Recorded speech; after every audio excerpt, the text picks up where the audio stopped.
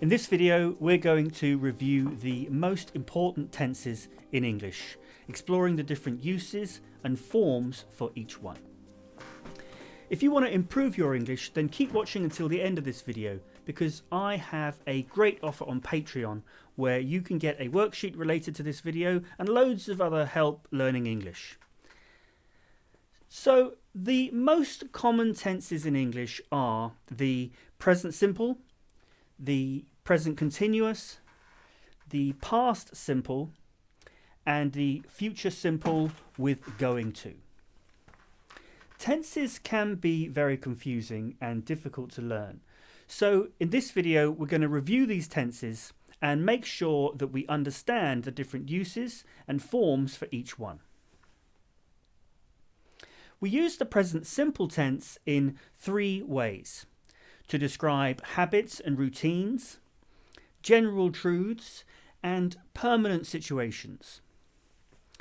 The first use of the present simple is to describe actions that are repeated regularly or happen as a routine.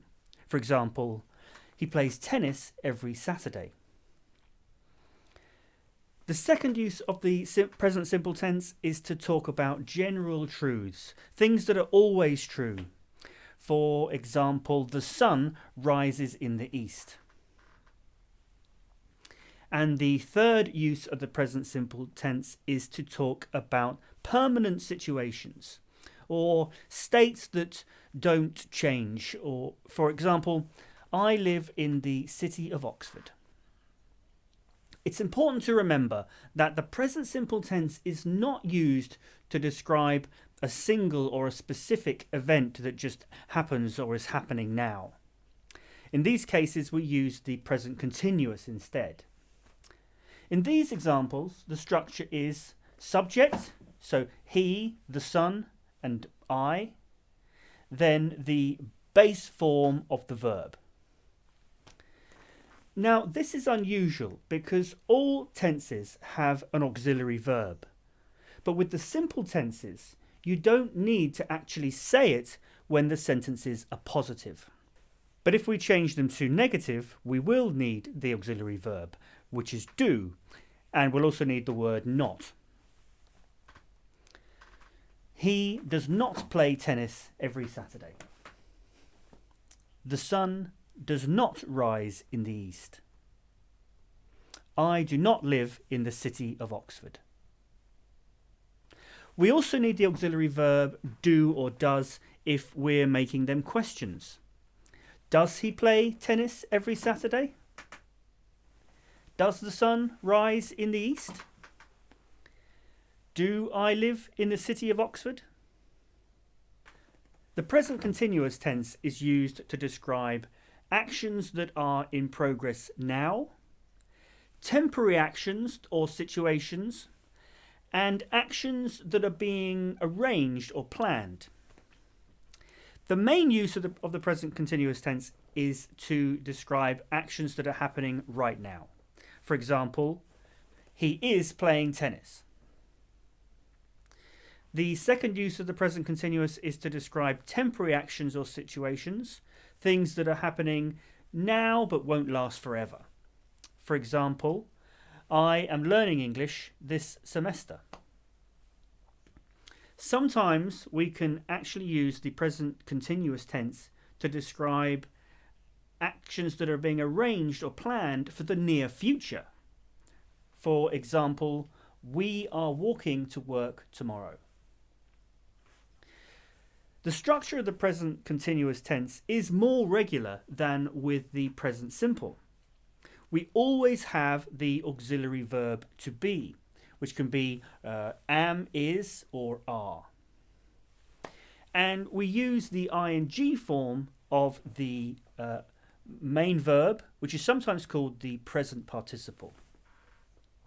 So to express these continuous tenses negatively, we just add the word not before the main verb. He is not playing tennis. I am not learning English this semester. We are not walking to work tomorrow. And to express these sentences as questions, we put the auxiliary verb first. Is he playing tennis? Am I learning English this semester? Are they walking to work tomorrow? The past simple tense is used to describe a completed action that took place at a specific time in the past. It's used to describe a past event or series of events in a narrative, or to talk about past habits or states. For example, he played tennis yesterday. I learned English last semester. We walked to work last week. With the past simple in the positive form, we have the same irregularity as with the present simple, that we don't need to use the auxiliary verb, do. So we need to add ed to the main verb to tell us that it's in the past form. But to make them negative and into questions, we do need the auxiliary verb. But when we do this, we use the auxiliary verb in the past form, did. So the main verb stays in the base form. So to make them negative, it would be, he did not play tennis yesterday. I did not learn English last semester. We did not walk to work last week.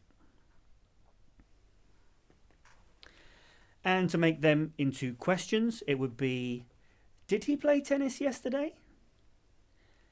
Did I learn English last semester?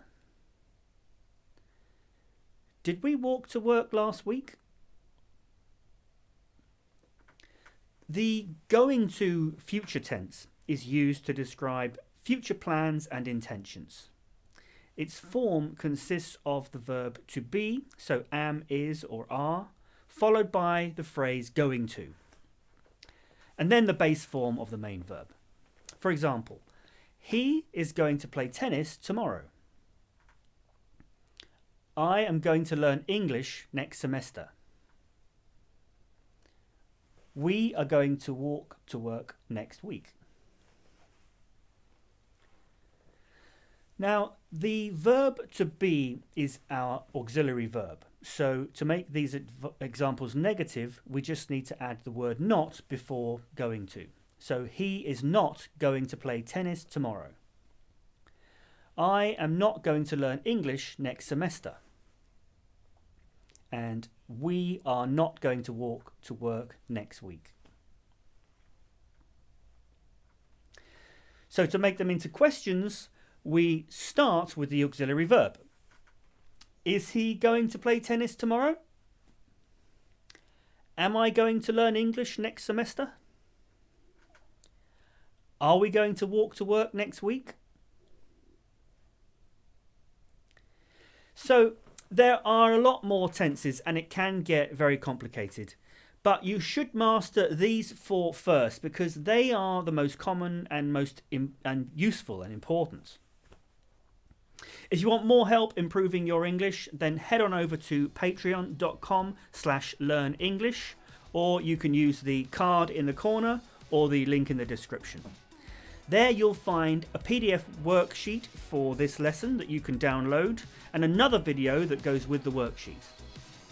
There are also loads of other videos and a chance to have classes with me and ask questions which I'll answer in personalised video for you, and loads of other benefits. Right now you can still be one of the first people to join the English Language Club on Patreon, which means you will get all the learner benefits for just £2 a month. But be quick because these prices will be going up. If you join now, you will lock in the price permanently, so even when everyone else has to pay more, you'll still get that bargain price as a thank you for helping me get things started. This really is an amazing offer because there'll be so much value there for English learners in the future.